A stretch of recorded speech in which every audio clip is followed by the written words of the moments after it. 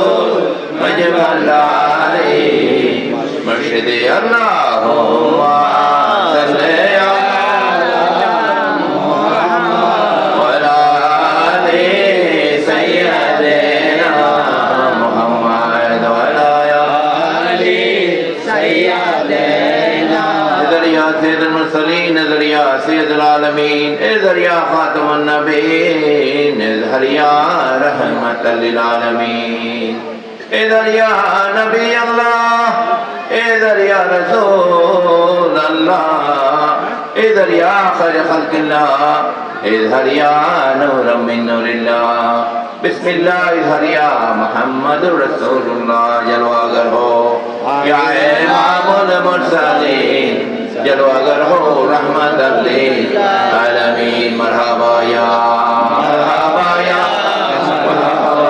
رحمت للعالمین جلوگر ہو انبیاء کے مبتدا جلوگر ہو اولیاء کے پیشوا مرحبا یا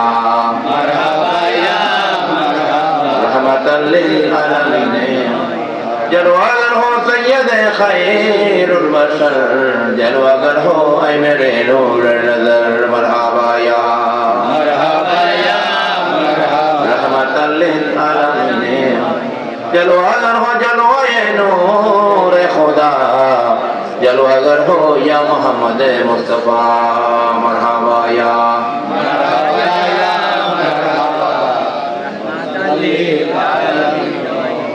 سیدائے حضرت غوث اعظم مجمنداری حضرت شاہ احمد اللہ قادری حضرت شاہ احمد اللہ قادری قطب نقطہ بے بلاد مشرقی غوث اعظم شاہ مجھے بھنڈاری آج راگے امتان احمدی مرحبا یا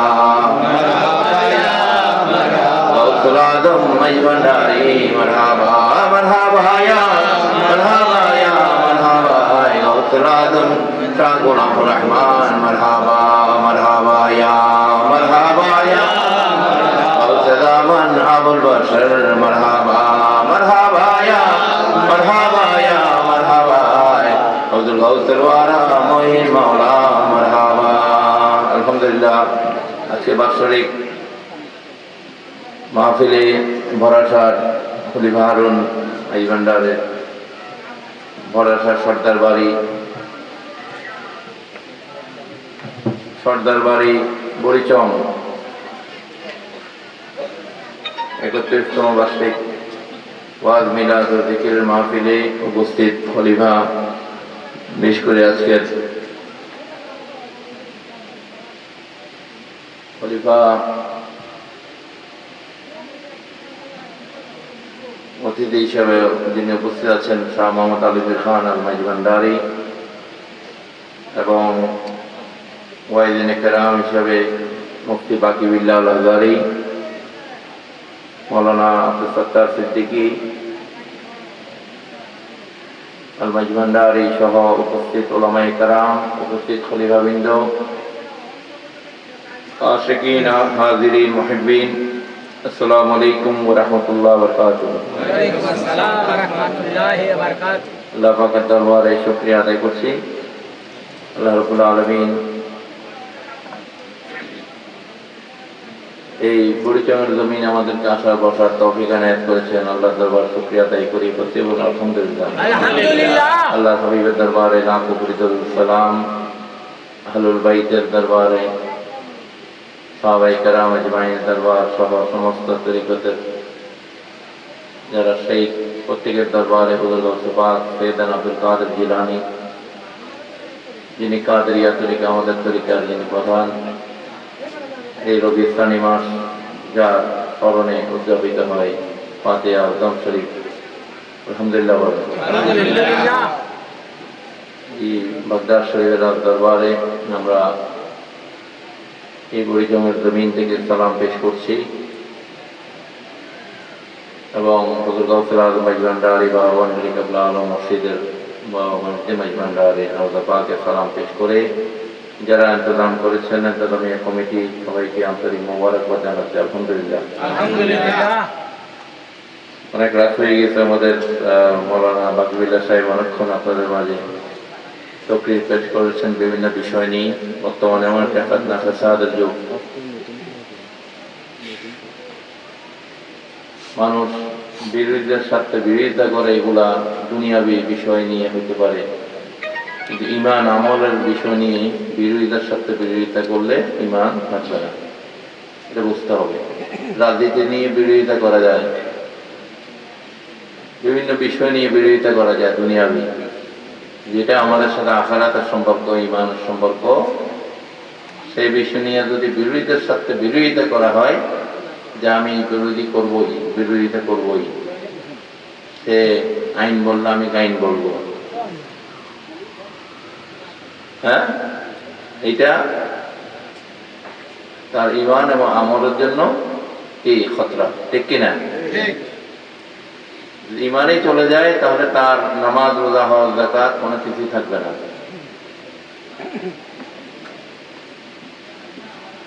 এই জন্য বিরোধিতা করতে গেলেও যারা জ্ঞানী তারা চিন্তা করে আমি কোন বিষয় নিয়ে বিরোধিতা করছি। সরকারি দল, বিরোধী দল সংসদে বিরোধিতা করে, ঠিক কাজ করলেও তারপরে বিরোধিতা করে, ঠিক কিনা? কিন্তু ঈমানের জায়গায় বিরোধিতা চলবে না। আপনি যদি সঠিক একটা কথা মর্ম না বুঝেন, সেটার বিরোধিতা করেন, তাহলে সেটা আপনার ওস্তাদের দোষ, আপনাকে সেই বিষয়ে জ্ঞান দান করা হয়নি, ঠিক কিনা? অনেক লোক কলমা কি সেটাই বুঝে না, এটা নিয়েও বিরোধিতা করছে। এটা হচ্ছে বিরোধিতার সাথে বিরোধিতা করা, কিন্তু কলমার অর্থই যদি না বুঝে তাহলে কোন ধরনের মুসলমান এগুলা, আল্লাহু আলম, আল্লাহ ভালো লাগে, ঠিক কিনা? কলমার তো অর্থ থাকতে হবে, ঠিক কিনা? তাওহীদ এবং রিসালাত, লা ইলাহা ইল্লাল্লাহর সাথে মুহাম্মদুর রাসূলুল্লাহ সাল্লাল্লাহু আলাইহি ওয়াসাল্লাম, বা আপনি কোনো অন্য নবীর উম্মত হয়ে থাকলে ওই নবীর নাম দিয়ে তারপর রাসূলুল্লাহ, নবী আল্লাহ এগুলো বলতে হবে, এটাই কলমা।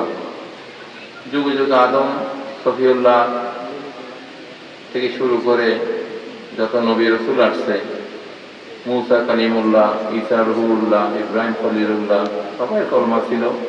তাদেরকে তাদের উম্মতরা অলি মানছে না রসুল মানছে? রসুল মানছে। অলি দিয়ে কোনো কলমা হয় না। অলির দপ্তর হচ্ছে বেলায়েতের, আর রসুল্লাহ নবী আল্লাহর দপ্তর হচ্ছে রেসালাতের। ঠিক কিনা?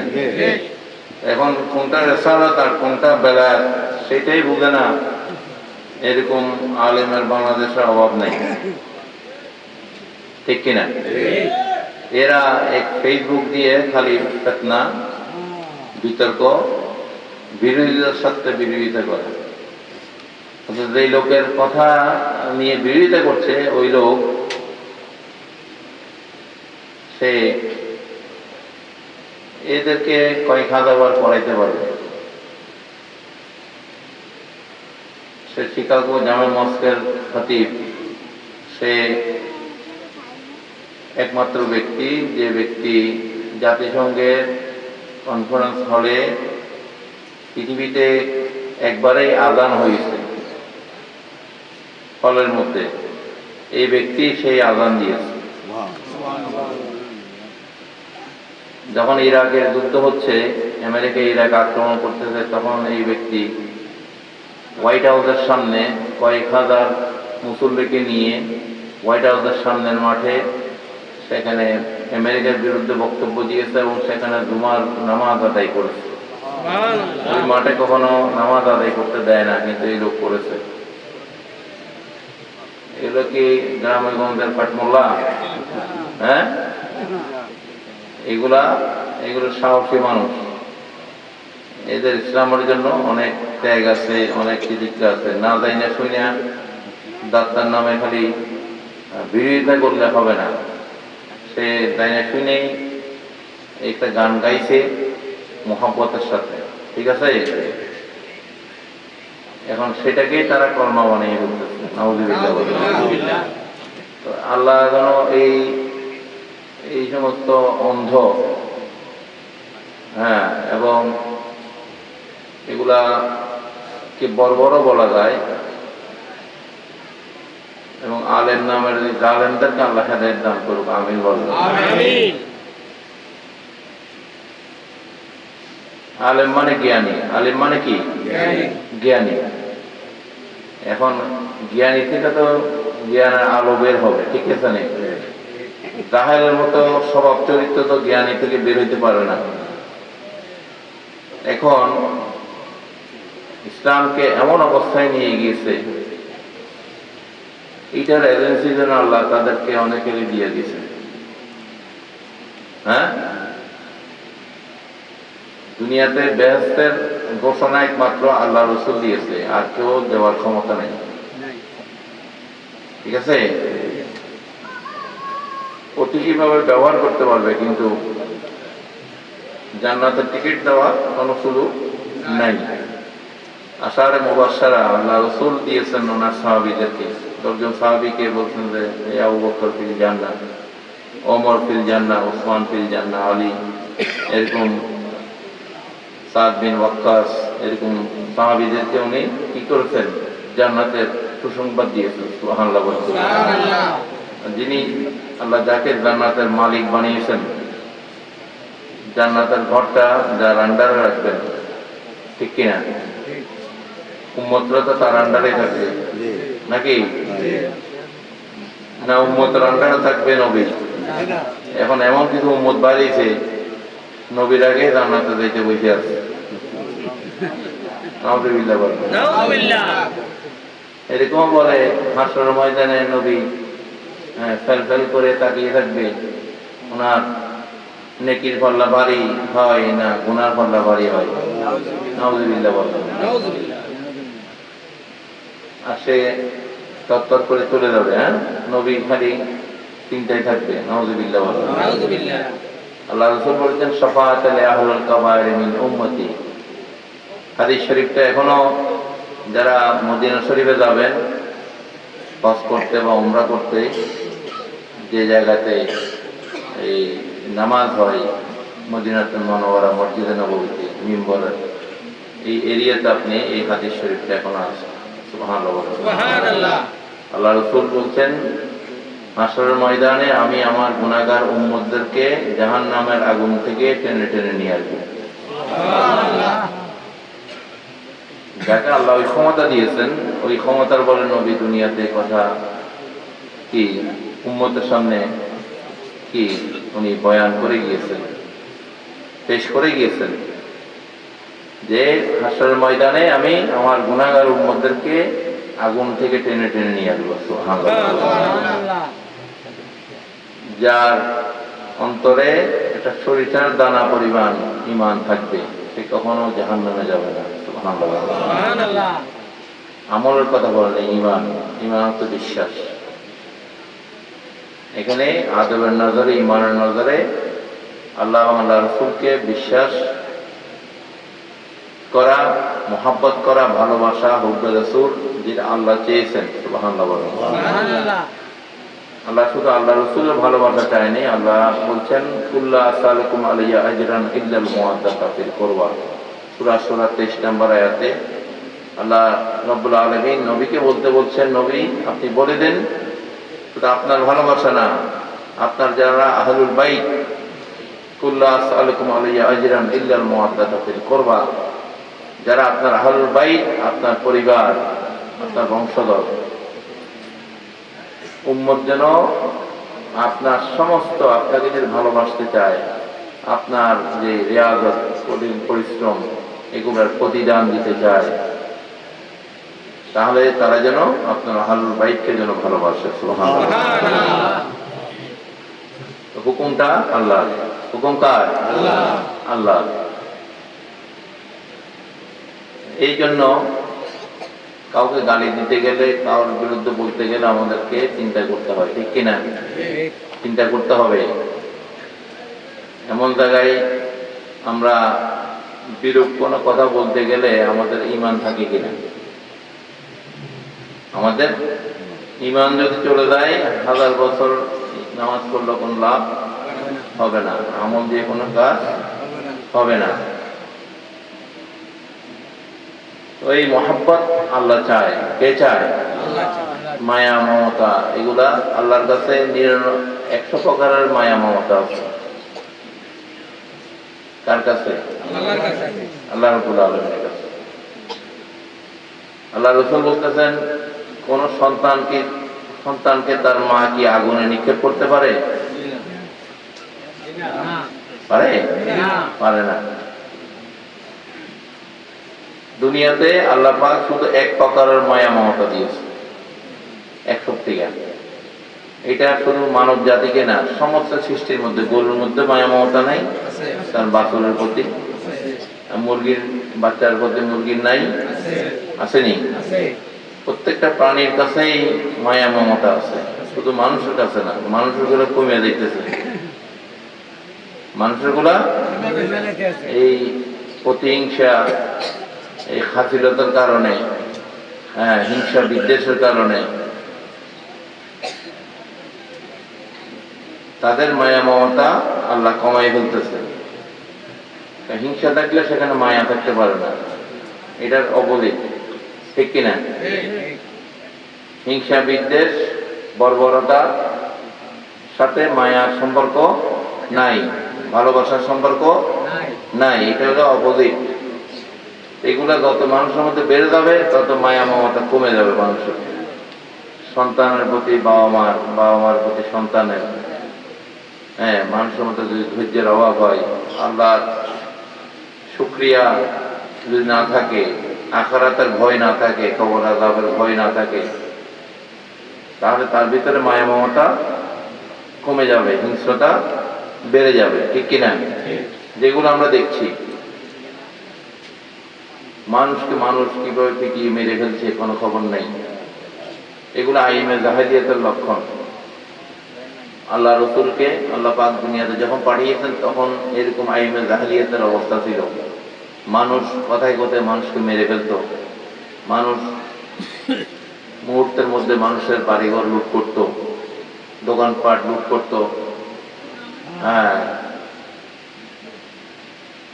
চাঁদাবাজি করত, টাকা দাবি করত, কিছু না করেও চলার জন্য এই সমস্ত আকামগুলো করত। এগুলো হচ্ছে আইমে জাহিলিয়াত।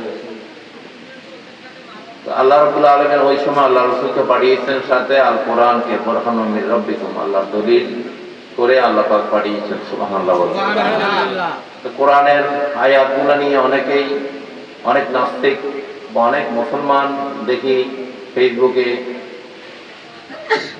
এমন কিছু কটূক্তি করে যে কোরআনের এই আয়াতগুলা খুব খারাপ, খুব বর্বর, খুব অমানবিক। আল্লাহ পাক কোরআনের মধ্যে যে আইনগুলা, শরীয়তের যে আইনগুলা, কঠিন আইনগুলা দিয়েছেন, এগুলা অসভ্যদের জন্য। কাদের জন্য? অসভ্য যারা। সভ্য মানুষের জন্য তো আইনের দরকার নেই, আইনের প্রয়োগের দরকার আছে। আপনি ভালোভাবে চললে আপনাকে আপনার ব্যাপারে কোনো পুলিশ আইনের কোনো প্রয়োজন হবে? এরকম লক্ষ লক্ষ মানুষ বাস করতেছে না, আইনকে মেনে কোনো অসভ্যতা না করে তাদেরকে পুলিশে ধরে? হ্যাঁ, তাহলে কোরআনের আইনগুলো আসছে অসভ্যদের জন্য। যদি মানুষ সভ্য থাকে তাহলে তো আইন দরকার নাই। আর অসভ্য হলে পৃথিবীকে সভ্যতার মধ্যে রাখতে হলে, মানব সভ্যতাকে টিকিয়ে রাখতে হলে আল্লাহ কোরআনের মধ্যে আইনগুলো দিয়েছে অসভ্যদেরকে দমন করার জন্য, ঠিক কিনা? আপনি সভ্য হলে আপনার জন্য আইনের কোনো প্রয়োজন নাই, আর অসভ্য হলে আল্লাহ কোরআনের আইনগুলা প্রয়োজন আছে, ঠিক কিনা? এখানে এইগুলা নিয়ে ফেসবুকে কোরআনের এই কিছু কঠিন আইনটা সব জায়গায় আছে, আছে কিনা? সব ধর্মের মধ্যে আছে। ভালো কাজের পুরস্কার জান্নাত, আর খারাপ কাজের পুরস্কার জাহান্নাম, আছে কিনা? হিন্দু ধর্মের মধ্যে আছে স্বর্গ নরক, আসেনি? হ্যাঁ, খ্রিস্টানদের মধ্যে আছে হেভেন এন্ড হেল। তো সব ধর্মের মধ্যে কিন্তু ভালো কাজের পুরস্কার আছে, আছে কিনা? দুনিয়াতেও আছে, আখিরাতেও আছে। আল্লাহ পাকও আমাদের মুসলমানদের জন্য ইসলামের পক্ষ থেকে কিছু আইন আমাদের কোরআনের মাধ্যমে এসেছে, যেটা যে দেশগুলোতে অসভ্যতা চলবে সেখানে প্রয়োগ করা অত্যন্ত জরুরি। তাহলে মানুষ ভয় পাবে, ঠিক কিনা? আরবের কিছু রাজ্যের মধ্যে এই আইনগুলো আছে, দেখেন মানুষ সেখানে দোকান, স্বর্ণের দোকান খুইলেও নামাজ যাইতেছে, হ্যাঁ, কেউ ভয়ও হাত দেয় না, ঠিক কিনা?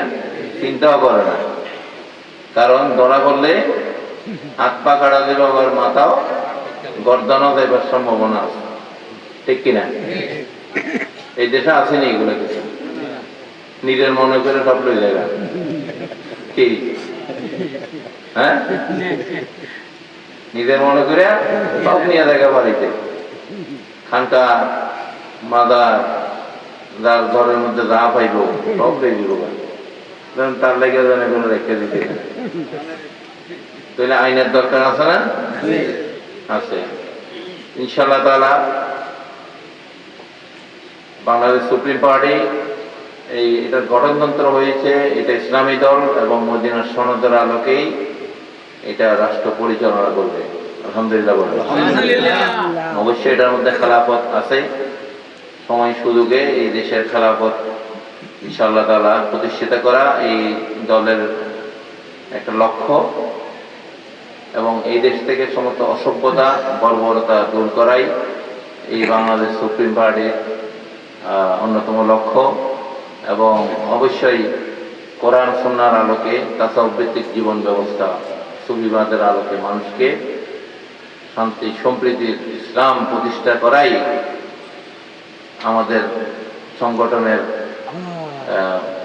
গঠনতন্ত্রে এগুলা লিপিবদ্ধ আছে। এই জন্য বাংলাদেশ সুপ্রিম পার্টিকে আপনারা দেখবেন নির্বাচন কমিশনের ওয়েবসাইটে গেলে দেখবেন আমাদের এই দলকে কট্টরপন্থী দল লিখছে, ইসলামিক কট্টরপন্থী দল। কারণ মদিনার সনদের আলোকে আর কোনো দলের গঠনতন্ত্র নাই, শুধু আমাদের এই বাংলাদেশ সুপ্রিম পার্টির গঠনতন্ত্রে আমরা মদিনার সনদ, যেটা আল্লাহ রসুল সাল্লাল্লাহু আলাইহি ওয়াসাল্লাম যে সংবিধান উনি 1450 বছর আগে রেখে গিয়েছেন পৃথিবীর জমিনে, সেটার আলোকেই আমরা এই আমাদের এই সংগঠন বিএসপিকে আমরা গড়ে তুলব, সেটাই আমাদের লক্ষ্য। হয়তো আমরা রাস্তা তৈরি করে দিয়ে যাব, ভবিষ্যৎ আমাদের প্রজন্ম, ভবিষ্যৎ বংশধররা একদিন না একদিন এই দেশে ইসলামী হুকুমত এবং আল্লাহ রসুলের এই মদিনার সনদের আলোকে রাষ্ট্র গঠন করবে ইনশাআল্লাহ তাআলা। আমিন বলুন। সুতরাং নিজেরা নিজেদেরকে চিন্তা হবে, ঠিক আছে? আমরা আরেকজনকে বাপ ডাকতে লাভ হবে না, আমরা আমাদেরকে জানতে হবে, আমরা আমাদেরকে চিনতে হবে, আমরা আমাদের সংগঠনকেই তুলে ধরতে হবে, ঠিক কিনা? আমাদের যে লক্ষ্য, এই দেশের এই যে ধর্মের নামে যে বর্বরতা, ধর্মের নামে এই যারা আজকে মাজার শরীফ ভাঙচুর করছে, আউলিয়া কেরামদের মাজার শরীফ গুলাতে হাত দেওয়ার চেষ্টা করছে, তারা কিছুদিন আগে অনেক মাজার তো ভাঙছে। হাইকোর্টে হযরত খাজা শরফুদ্দীন চিশতি রহমতুল্লাহ আলাইহি, ওনার আগমন হয়েছে প্রায় 700-800 বছর আগে। তখন হাইকোর্টও ছিল না, বাংলাদেশও ছিল না, পাকিস্তানও ছিল না, কিছুই ছিল না তখন, ঠিক কিনা? উনি আইসা এখানে ইসলাম ধর্ম প্রচার করেছেন, একটা মসজিদ তৈরি করে দিয়েছেন, ওখানে মসজিদ হয়েছে ওনার ওসিলায়, মানুষ সেখানে জিয়ারত করত, ঢাকার একেবারে মূল, ঢাকার মধ্যখানে, ঠিক কিনা? শাহ আলী বাগদাদী রহমতুল্লাহ আলাইহি, উনিও আরেক মিরপুরের জমিনে আসছেন। ওই সময়ের মুঘল সম্রাটরা ওনাদের এই ত্যাগ, ওনাদের এই কন্ট্রিবিউশন ইসলামের জন্য, এই খেদমতকে তারা স্বীকার করে, মানে 100-200 বিঘা জমি ওনাদের নামে লিখে দিয়ে গেছে। এমনি দিচ্ছেন কি? ওনাদের কন্ট্রিবিউশন ইসলামের জন্য ছিল, এই জন্য ওনাদের একটা স্টেট করে দিয়ে গেছে, ঠিক কিনা? যেন এই মাজার শরীফের কার্যক্রম চলে। আর এখন এমন একটা সময় আসছে যারা এগুলা খাইয়া ফেলতে চায়। বিগত সরকারের আমলও এরকম হযরত শাহ আলীর ভাই একটা মাজার শরীফ আছে পূর্বাঞ্চলে, সেখানে 100 বিঘা জমি সেই মুঘলরা দিয়ে গেছে। সেখান থেকে 50-60 বিঘা জমি 2 নম্বরই করে লেখা নিয়ে নিছে নেতা টানা গুলা। তো এরা মানে দুর্নীতিবাজদের কাছে কোনো আল্লাহ খোদা কোনো ভয় নাই, আখিরাতের কোনো ভয় নাই, ঠিক কিনা? এই বর্তমান সময়ে খাজা শরফুদ্দীন চিশতি রহমতুল্লাহ আলাইহির মাজার শরীফকে স্থানান্তরের জন্য একটা দলের পক্ষ থেকে আবেদন করা হয়েছে, নাউযুবিল্লাহ বলেন। অথচ ওই জায়গাটা খাজা শরফুদ্দীন চিশতি রহমতুল্লাহ আলাইহির নামে ওই জায়গা আছে, ছিল। ওইখানেই যত দেশের বিচারপতি, প্রধান বিচারপতি সবাই ওই মাজারের ওখানে জিয়ারত করে দোয়া নিয়ে কিন্তু রাষ্ট্রের আইন প্রণয়ন করছেন। সুবহানাল্লাহ, আইন পরিচালিত হয়। এখন ওনাকে এখান থেকে সরাই দেওয়ার, তাহলে এই দেশের আইন থাকবে না? হ্যাঁ, তার প্রাঙ্গণে হাইকোর্ট প্রতিষ্ঠিত হয়েছে। ওনার দয়া না থাকলে এই দেশের আইন প্রতিষ্ঠিত থাকতো? ওনার দোয়া মাধ্যমেই এই দেশের আইন শৃঙ্খলা প্রতিষ্ঠিত আছে, ঠিক কিনা? এখন এই কুচক্রী মহল, এই হাইওয়ানদের দলগুলা, তারা ব্যস্ত পাইয়ে গেছে, তাদের আর দুনিয়ার কিছুর দরকার নেই। ঠিক এমন দল আছে ভোট দিলে ব্যস্ত নিশ্চিত। নাউযুবিল্লাহ বলেন। ধোঁকাবাজির একটা সীমা আছে তো, ঠিক কিনা? এটা একমাত্র সাফায়াতের কান্ডারি হচ্ছে আমাদের হুজুরপুর নূর আহমদ মুস্তাফা মোহাম্মদ মুস্তাফা সাল্লাল্লাহু আলাইহি ওয়াসাল্লাম, যার শাফায়াতের ভিত্তিতে আল্লাহ পাক উম্মতদেরকে দয়া করবেন, ঠিক কিনা? আপনি যে এই এশার জামাত করে আসছেন, এটা আল্লাহ কবুল করতে কিনা আপনি এটা গ্যারান্টি দিতে পারবেন? হ্যাঁ, গ্যারান্টি দেওয়ার কোনো হিসাব আপনার কাছে নাই, কিয়ামত পর্যন্ত থাকবে না।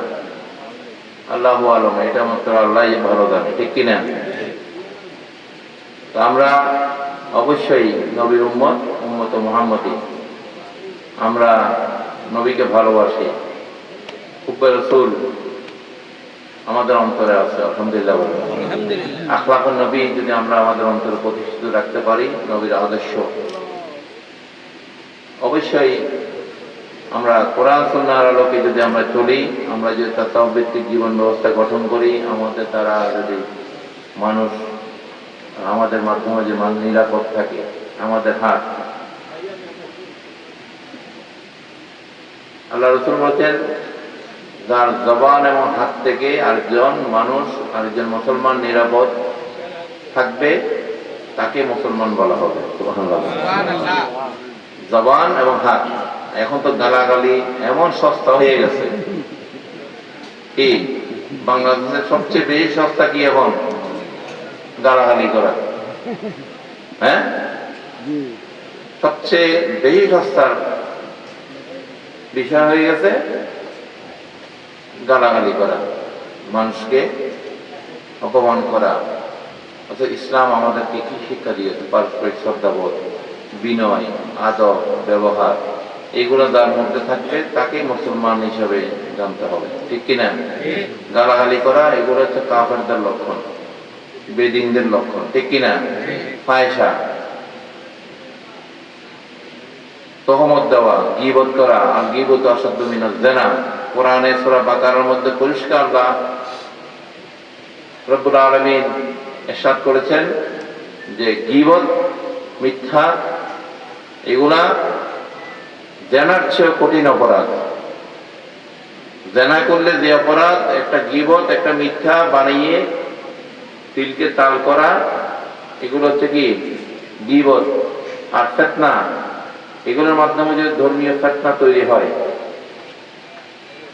মানুষের মধ্যে যদি এগুলো নিয়ে বিভক্তি পয়দা হয়, ফিতনা তৈরি হয়, আল্লাহ রাব্বুল আলামিন সূরা বাকারার মধ্যে পরিষ্কার জানিয়ে দিচ্ছেন, আল ফিতনাতু আশাদ্দু মিনাল কতল। যারা ফিতনা করবে তারা মানব হত্যার চেয়েও, মানব হত্যার চেয়ে কঠিন অপরাধী হবে। তার নামাজে কি কাজ হবে? হ্যাঁ, মানুষ হত্যার চেয়ে কঠিন অপরাধে যদি কেউ অপরাধী হয়ে যায়, তার আমল দিয়ে কোনো লাভ হবে না। তার গীবতের কারণে সে যদি জানার চেয়ে কঠিন অপরাধ করে, তাহলে তার কোনো মুক্তি নাই। এই জন্য আমরা কোনো কথা বলতে গেলে আমাদেরকে ভেবে চিন্তে বলতে হবে। ইসলাম গালাগালির ধর্ম না। আল্লাহ রসুলের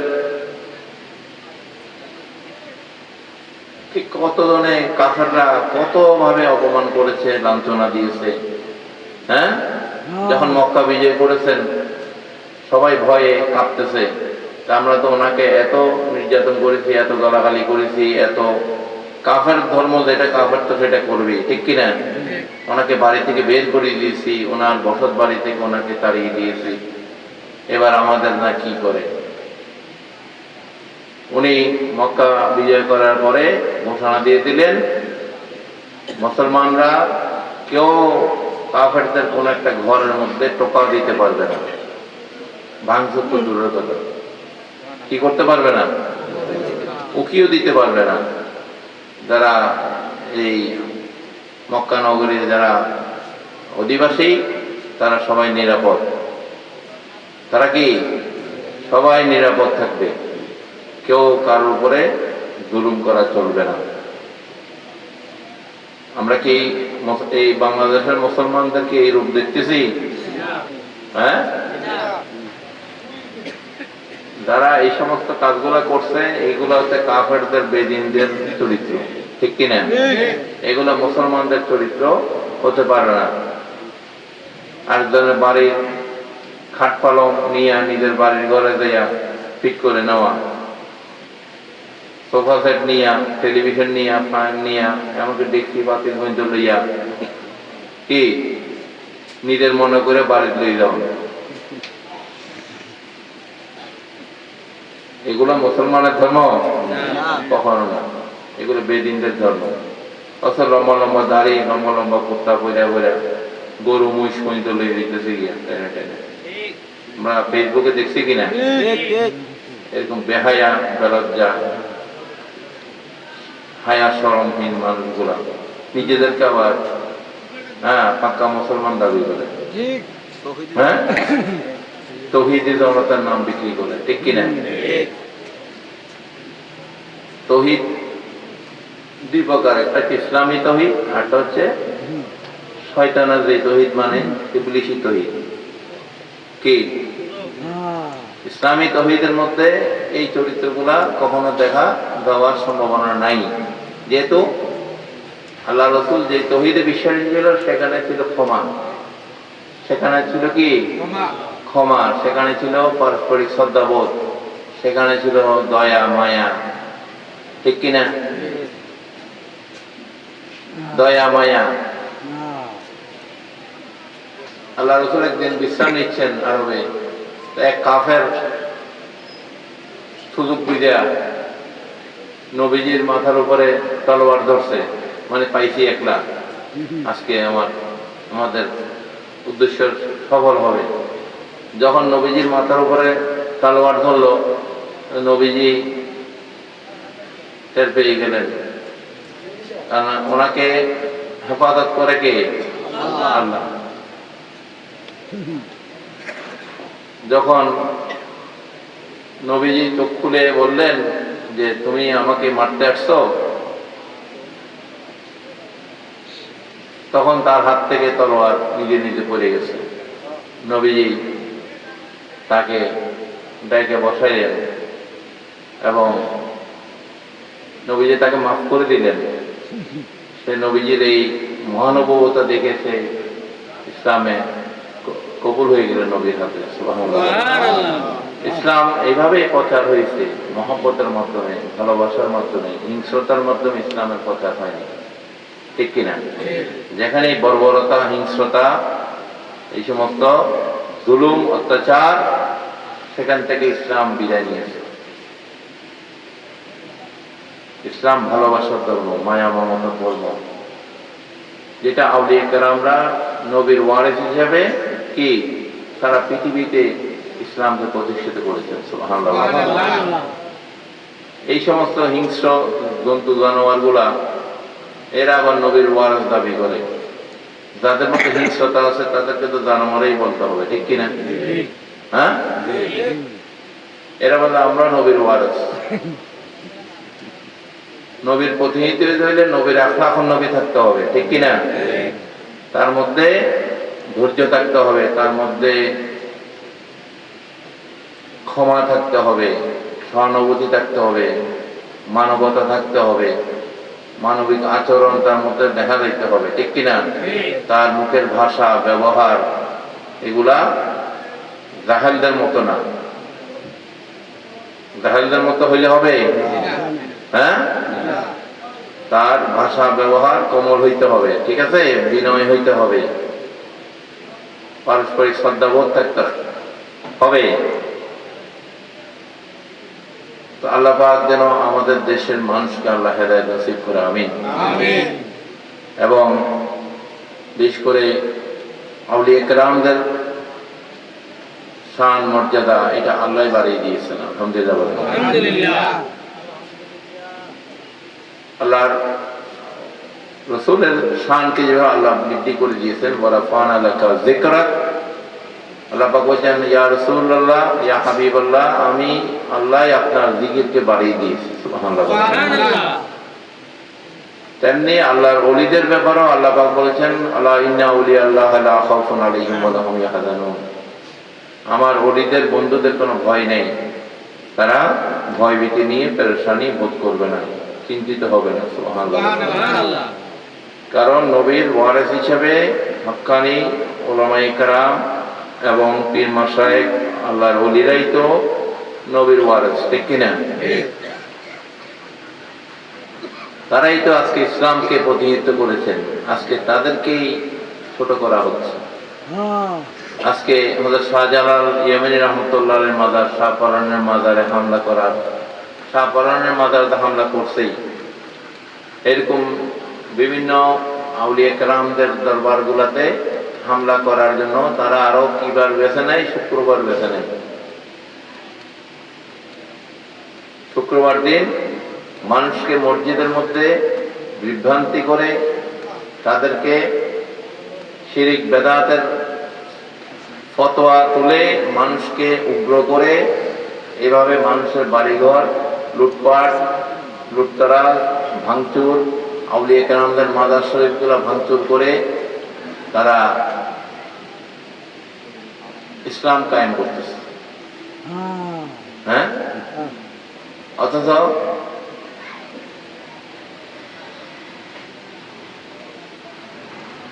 অন্য ধর্মের মানুষের ওখানে যে পাহারা দেয়, ঠিক কিনা? যেই আল্লাহর ওলিদের উসিলায় এদেশে ইসলাম প্রতিষ্ঠিত হয়েছে।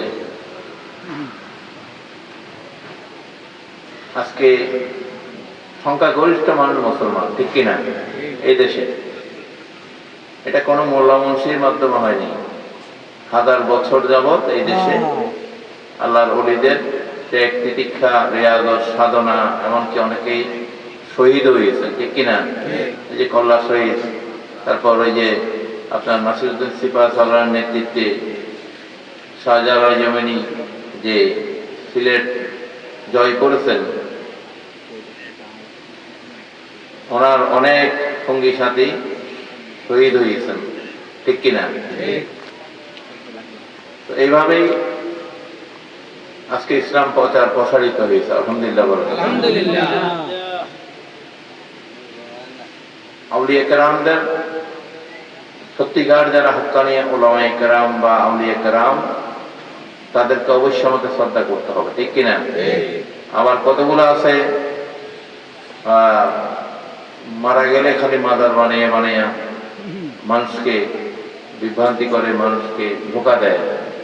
এগুলা থেকে বিরত থাকবেন আপনারা। এগুলার মাধ্যমে সত্যিকারে যারা আল্লাহর ওলিরা, তাদের মান মর্যাদা পূর্ণ হয়, ঠিক কিনা?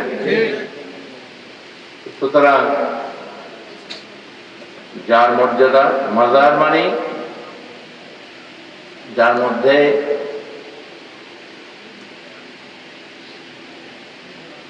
শরীয়ত এবং তরিকতের হাকিকত মারফতের আলো আছে, ছিল, যাকে আল্লাহর ওলিদের দপ্তরে আপনার উলামায়ে কেরাম বা সমসাময়িক যারা আছে, যারা তাদেরকে মর্যাদা দেবে, তারাই আল্লাহর ওলি, ঠিক কিনা? এখন শরীয়তের কোনো হিসাব কিতাব নাই বা তার কোনো নামগন্ধ নাই, একটা মাজার করে ফেলে। এগুলোর কারণে মানুষের মাঝে মাজার শরীফ নিয়ে, এই মাজার বা রাউজা এটা খাস যারা আল্লাহর ওলিদের জন্য, ঠিক কিনা?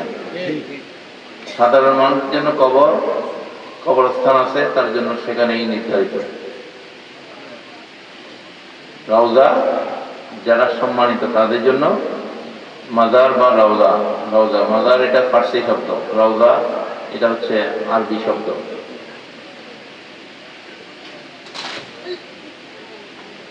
ওয়াল্লাযীনা আমানু ওয়া আমিলুস সালিহাতি ফি রাউযাতিল জান্নাহ। আল্লাহ পাক কোরআনের মধ্যে ইরশাদ করছেন, যারা নেক আমল করেছে, যারা মুমিন বিশ্বাসী, তাদের জন্য আমি জান্নাতের বাগান তৈরি করে রেখেছি। সুবহানাল্লাহ। এই রিয়াজুল জান্নাহ, ওখানে নামাজ পড়ার জন্য কি লাইন! এখন তো ওই অ্যাপ দিয়ে ঢুকতে হয়, অ্যাপ ব্যবহার করে। রিয়াজুল জান্নাহ আল্লাহ রাসূল সাল্লাল্লাহু আলাইহি ওয়াসাল্লাম যেখানে শায়িত আছে, সেখানে তার ঢোকা যায় না। ওনার পাশের যে জায়গাটা যেখানে উনি নামাজ পড়তেন সেই জায়গার নাম হচ্ছে রিয়াজুল জান্নাহ। তাহলে পৃথিবীর মধ্যে জান্নাতের বাগান তো আছে কিনা? এবং আল্লাহর ওলিরা দেখেন, আল্লাহ ওয়ালারা যেখানে শায়িত, আল্লাহ পাক বলছেন সেগুলো রাউজাতুল জান্নাহ, ফুলের বাগান। রাউজা হচ্ছে বাগান, জান্নাতের বাগান। সুবহানাল্লাহ বলেন। ওইখানে যারা থাকবে অবশ্যই তারা মর্যাদাবান। সুবহানাল্লাহ বলেন। তো আমরা যেন ওই জায়গাগুলোকে সম্মান করি। আবু জাহালরা কখনো এটা বুঝবে না, বুঝবে? উতবা সাহেবা বুঝবে? আর মুসলমানরা কখনো লাশ পোড়ানো নির্দেশনা নাই। তৌহিদি জনতার নামে যারা লাশ পড়াইছে, নুরুল পাগলার লাশ, বললাম তার কোনো আমলই নেই। তার লোকরা তাকে ভণ্ডামি করে সেখানে দাফন করছে। তাদের কথাই যদি আমরা মাইনেও লই, তার কোনো আমল নাই। সে একটা সাধারণ মানুষ। তারপরও সে মুসলমান, কলমা পড়ে থাকে, তার লাশ জ্বালানো যাবে না। এটা ইসলামের নির্দেশনা। বদরের জমিনে যখন আবু জাহেল, উতবা, সাইবা মারা গেল, এই কাফের সর্দার যখন নিহত হইল, জাহান্নামে হইল, তখন আল্লাহ রাসূল সাল্লাল্লাহু আলাইহি ওয়াসাল্লাম সাহাবায়ে কেরামদেরকে ডাইকা তো বলতে পারতেন এগুলো জ্বালাই দাও। কি কাফেরদের তো জ্বালাই দিতে হয়, ঠিক কিনা? এগুলো জ্বালাই দাও। উনি নির্দেশ দিলেন ওই জায়গার মধ্যে এগুলাকে মাটি খুঁড়া এগুলা দাফন করে দাও। আর এখন তৌহিদে জনতা বলিয়া লাশ কবর থেকে খুঁজে জ্বালিয়ে দিতেছে। এটা কি মুসলমানের চরিত্র? তোমার যদি এতই ইয়া হয়, তুমি দরকার হলে অন্য একটা জায়গায় দাফন করে দিতে পারে, ঠিক কিনা? একটা জায়গায় দাফন করে দিতে। তো এগুলা সমাজের মধ্যে বিশৃঙ্খলা, দেশের মধ্যে স্থিতিশীলতা নষ্ট করা, ধর্মের মধ্যে বিশৃঙ্খলা করা, ফিতনা করা, এগুলা কখনো একটা সভ্য সমাজের মানুষ হইতে পারে না, ঠিক কিনা? এগুলো অসভ্য। এদের জন্য কোরআনের আইন দরকার আছে। একটা দুইটা মায়েরা ঝুলাই দিলে চাই রাস্তার মোড়ে, প্রতিটা জেলা শহরে, দেখবেন যে পুরো দেশ ঠান্ডা হয়ে যাবে।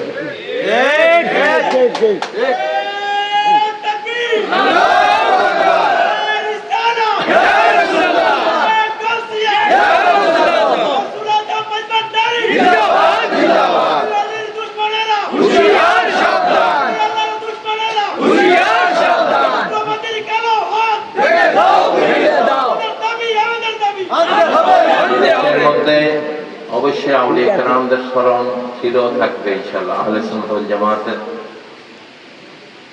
আকীদায় বিশ্বাসী আমরা যারা, অবশ্যই আমরা কখনো এই দেশকে ওয়াহাবি খালিদি বাতিলদের আবার ভূমি হিসেবে আমরা পরিগণিত হইতে দেব না। এই দেশে যারা আল্লাহ রসুলের শানে গুস্তাকি, বেয়াদবি, আউলিয়া কেরামের শানে যারা বেয়াদবি, গুস্তাকি, তাদেরকে আমরা অবশ্যই খালি মাঠে গোল দিতে দেব না। এটা হচ্ছে আমাদের কথা। যুগে যুগে আহলে সুন্নাত ওয়াল জামাত ছিল, থাকবে ইনশাআল্লাহ তাআলা। এই বাংলাদেশ আউলিয়া কেরামের পুণ্যভূমি, এবং আমাদেরকে, আমাদের সংগঠনগুলোকে এই জন্য আন্তরিকভাবে এগুলাকে নিয়ে কাজ করতে হবে, যেন এই অপশক্তিগুলা, অশুভ শক্তিগুলা, এই বর্বর শক্তিগুলা যেন এই দেশের ক্ষমতায় আসতে না পারে। এদিকে আমাদের সচেতন থাকতে হবে। আমাদের ভুলের কারণে যেন আমরা পস্তাইতে না হয়, ঠিক কিনা? কোন দুর্নীতিবাজ, কোন ব্যাংক লুটেরা, কোনো দুশ্চরিত্রের মানুষ এবং বাতেল আকিদার কোনো মানুষ যেন এই দেশের রাষ্ট্র ক্ষমতা আসতে না পারে, সেদিকে সুন্নি জামাতের, আহলে সুন্নাত জামাতের পীর মাশায়েখদের অনুসারীদেরকে খেয়াল করে কাজ করতে হবে, সচেতন হয়ে কাজ করতে হবে। সেই লক্ষ্য নিয়ে কিন্তু আমরা আপনাদের জন্য বিভিন্ন সংগঠন তৈরি করে দিয়েছি। এগুলা চালানোর, এগুলার পরিচালনার দায়িত্ব আপনাদের হাতে, যেহেতু আপনাদের জন্য এগুলো করে দেওয়া হয়েছে, ঠিক কিনা? এই জন্য প্রত্যেক দরবারের, প্রত্যেক সিলসিলার যারা আছে সবাইকে আপনারা আহ্বান করবেন, তাদের সাথে কথা বলবেন, তারা যেন সঠিক জায়গায় এই দেশের, তারা রাষ্ট্র পরিচালনা করবে, আহলে সুন্নাত জামাতের প্রতিনিধিদেরকে যেন এই দেশের সংসদে পাঠানো হয়, যেন তারা এই বর্বরতার জবাব দিতে পারে। এই দেশের হাইওয়ানিয়াত, এই দেশের যত মাজার ভাঙচুর করেছে, এগুলা সবগুলা আমি দাবি করেছি 24 সালেই মিলাদুন্নবীর দিন। এই দেশের যে সরকার, তাদেরকে আবার এগুলো পুনর্নির্মাণ করে দিতে হবে। তারা যে মসজিদগুলো ভাঙচুর করেছে, সেই মসজিদগুলো আবার পুনর্নির্মাণ করে দিতে হবে। তারা যারা লুটপাট করেছে, এদের বিচার করতে হবে।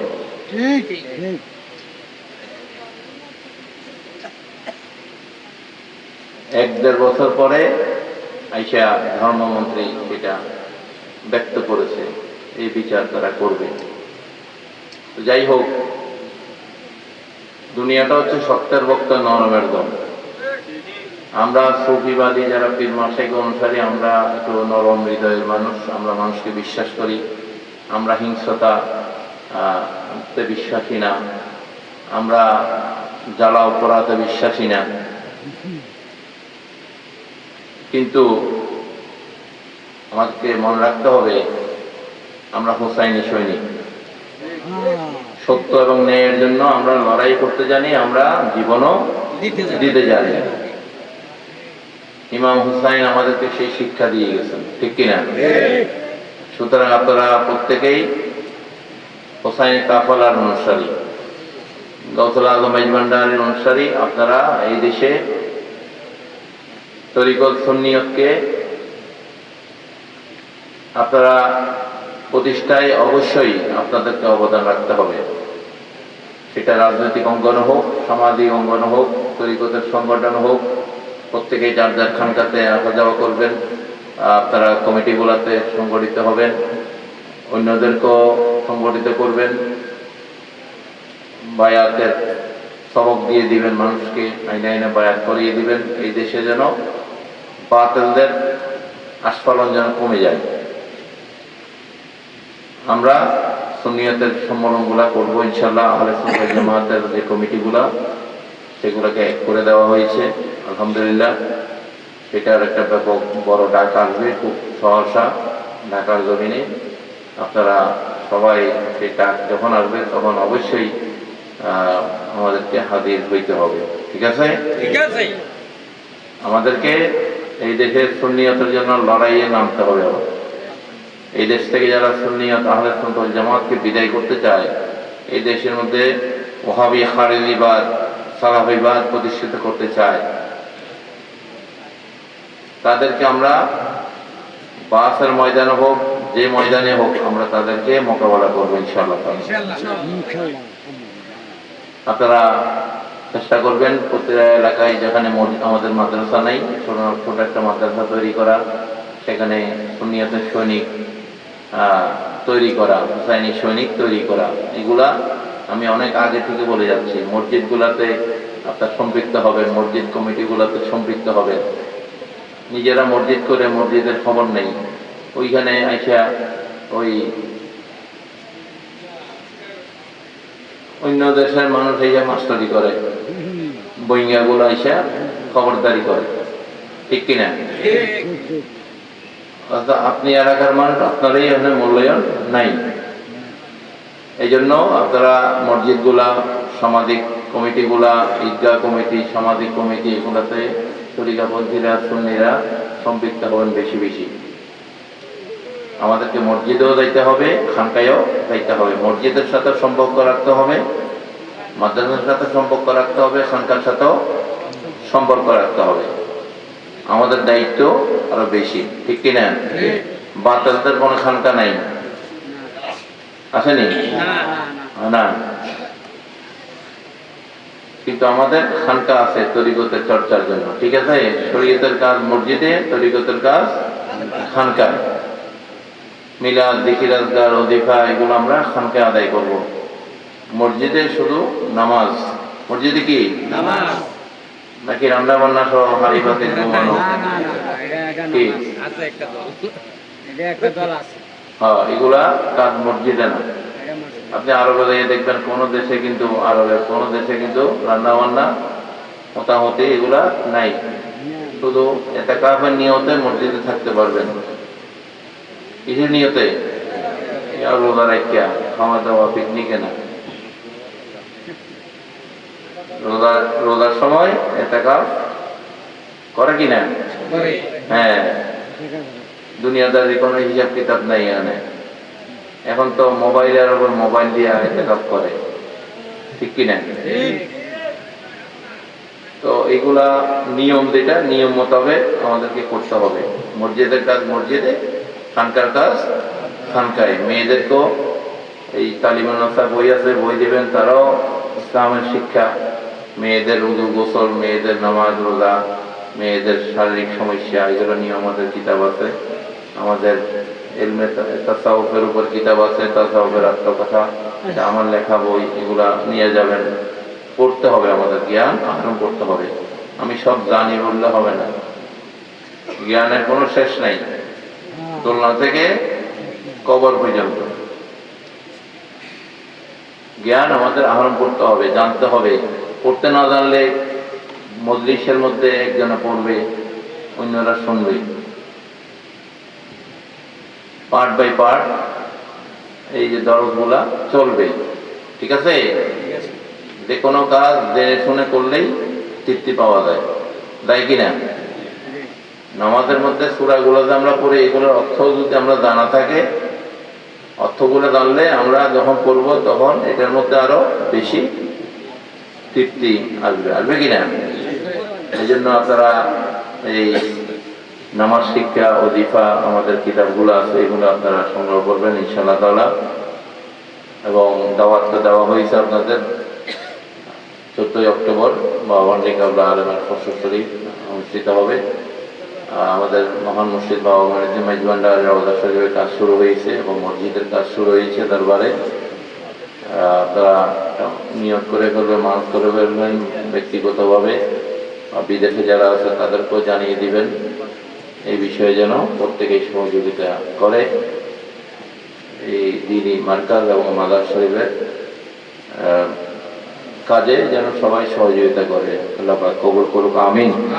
সুবহানাল্লাহ, আলহামদুলিল্লাহ, লা ইলাহা ইল্লাল্লাহ, সুবহানাল্লাহ, আলহামদুলিল্লাহ, লা ইলাহা ইল্লাল্লাহ, লা ইলাহা ইল্লাল্লাহ, লা ইলাহা ইল্লাল্লাহ, লা ইলাহা ইল্লাল্লাহ, লা ইলাহা ইল্লাল্লাহ, হাসবি রাব্বি জাল্লাল্লাহ, মা ফি কলবি গায়রুল্লাহ, হাসবি রাব্বি জাল্লাল্লাহ, মা ফি কলবি গায়রুল্লাহ, নূর মুহাম্মদ সাল্লাল্লাহ, লা ইলাহা ইল্লাল্লাহ, নূর মুহাম্মদ সাল্লাল্লাহ, লা ইলাহা ইল্লাল্লাহ, লা ইলাহা ইল্লাল্লাহ, লা ইলাহা ইল্লাল্লাহ, লা ইলাহা ইল্লাল্লাহ, লা ইলাহা ইল্লাল্লাহ, লা ইলাহা ইল্লাল্লাহ, লা ইলাহা ইল্লাল্লাহ, লা ইলাহা ইল্লাল্লাহ, লা ইলাহা ইল্লাল্লাহ, আল্লাহ আল্লাহ আল্লাহ আল্লাহ আল্লাহ আল্লাহ আল্লাহ আল্লাহ আল্লাহ আল্লাহ আল্লাহ আল্লাহ আল্লাহ আল্লাহ আল্লাহ আল্লাহ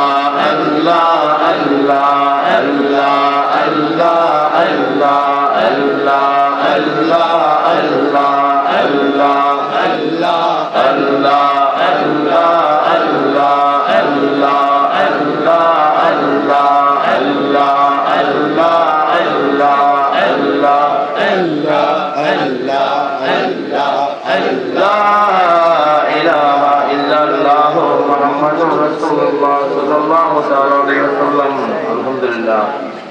করে ছেলে মেয়েদেরকে আদব কায়দা শেখাবেন, দরুদ সালামের শিক্ষা দিবেন। ঘরের মধ্যে প্রতি সপ্তাহ ছেলে মেয়েদেরকে নিয়ে নামাজের পরে, এশা জামাতের পরে একটু মিলাদ দরুদের শিক্ষা দিবেন। তাদের মধ্যে আদব পয়দা হবে। আল্লাহ রাসূলের এটা নেক নজর সেটা আসবে তাদের উপরে, সহবত, এটা অনেক বড় বিষয়। ঠিক আছে, এগুলা তাওয়াজ্জু, এগুলার জন্য আমাদেরকে এই দরুদ শরীফ অনুষ্ঠানগুলো করতে হয়, আমাদের রুহানিয়তকে সমৃদ্ধ করার জন্য। নামাজ তো পড়ছেই, নামাজ 5 ওয়াক্ত আমাদের পড়তে হবে। এর পাশাপাশি আমরা পরিবারের মধ্যে রহমতুল্লাহ আলামিনের স্মরণের মাধ্যমে যেন আল্লাহ আমাদের কামাই রুজির বরকত দেয়, আমাদের ঘরের মধ্যে যেন রহমতের ফেরেশতারা আসে, আমাদের সমস্ত বিপদ আপদ থেকে আমরা মুক্ত হই। আমরা তো এই দেশে কোনো অনুষ্ঠানে মিলাদ করি, আরবের মধ্যে থেকে দেখবেন আগুন লাগছে, তারা দরুদ শরীফ করে। অ্যাক্সিডেন্ট হয়েছে, সেখানে দরুদ শরীফ করে। কেন? বিপদ আপদে দরুদ শরীফ করে। কারণ হচ্ছে আল্লাহ যেন নবীর দরুদের মাধ্যমে রহমতুল্লাহ আলামিনের উসিলায় যেন বিপদ কাটিয়ে দেয়, সমস্যা দূর হয়ে যায়। এগুলা আরবের লোকরা কিন্তু ওই জায়গায় পড়ে বেশি। আমরা তো একটা মজলিসে বসে তখন পড়ি, ঠিক কিনা? এই জন্য এটাও একটা বড় অজিফা আমাদের জন্য, যে কোনো বিপদে আমাদের আল্লাহ স্মরণের সাথে নবী স্মরণও, যিকরুল্লাহ, যিকরে মুস্তাফা আমরা আদায় করতে হবে। এটাই তরিকতের শিক্ষা। আলহামদুলিল্লাহ বলেন। মুফতিদের স্মরণ তো আছেই, সেটাও তারা রাখবেন ইনশাআল্লাহ তাআলা। আল্লাহ পাক যেন আমাদেরকে দিন ও দুনিয়া দোজাহানে আল্লাহ সরফরাজি দান করে। বলুন আমিন। আল্লাহুম্মা আমিন। फरियाद रस तुझ में नहीं मौला मेरे फरियाद सुन, फरियाद रस तुझ में नहीं मौला मेरे फरियाद सुन, सुल्तान दे शाह ज़मीन मौला मेरे फरियाद सुन, मकसूदतन मतलूब जा महको महतू सारा जहां, मुश्किल कुशा या रहमान रहीम रहमान, मुश्किल कुशा आज़ज़ी मौला मेरे फरियाद सुन। अस्सलाम या फ़िताब गौसियत, अस्सलाम मातबे कुतुबियत, अस्सलाम नूर चश्मे अंबिया, अस्सलाम बादशाह औलिया, बदल कर या रब मोहम्मद मुस्तफा के वास्ते, सैयदे कौनैन शाह अंबिया के वास्ते। या इलाहिल आलमीन ये अर्ज़ हो मेरे कबूल, अस्तग़फ़िरुल्लाह ज़ाद आए मुस्तफा के वास्ते। दूर कर रंगी दिले है तक मुझे को वे गली, उशाए सिद्दीक अकबर फलसफा के वास्ते। बारगाए आली में तेरे ये मेरे अर्ज़ा, अल मुश्किल हो बहर माश मौला अली मुश्किल कुशा के वास्ते। बुलबुल बागे मदीना कुर्रतुल ऐने रसूल, या नबी फातिमा खैर रुन्नसा के वास्ते। देखो ते दिल को मेरे सर तक कर नक्ल मुराद, उस हसान हसरत अगर साहिब लवा के वास्ते। हर तरफ से पौधे गम ने